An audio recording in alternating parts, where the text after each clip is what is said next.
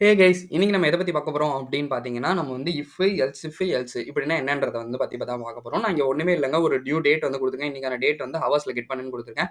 இது வந்து time less than 10 இருந்தா எனக்கு வந்து குட் மார்னிங்னு சொல்லணும். இதே லெஸ் தென் 20 இந்த ரயில்வே டைமிங்ன்றதுனால லெஸ் தென் 20 இருந்தா குட் டேன்னு சொல்றேன். இல்லன்னா எனக்கு குட் ஈவினிங்னு சொல்றேன். இப்ப இந்த எல்ஸ் இது எல்லாத்துலயுமே கண்டிஷன் வந்து ட்ரூவா இருந்துச்சுன்னா, இப்ப வந்து இஃப் கண்டிஷன் வந்து ட்ரூவா இருக்கு அப்படின்னா, அந்த இதுலேருந்து வந்து அது எக்ஸிக்யூட் ஆகி பிரேக் ஆகி போயிடும். அடுத்ததுக்கு இந்த எல்ஸ்க்கு வராது. பட் இதே ஃபெயில் ஆயிடுச்சு அப்படின்னா, நம்ம வந்து ஒரு எக்ஸாம்பிளுக்கு இப்போ நம்ம ஒரு ஃபர்ஸ்ட் செமஸ்டர்ல ஒரு அரியர் வச்சிருக்கோம். நம்ம இங்க வந்து ட்ரை பண்றோம் அத.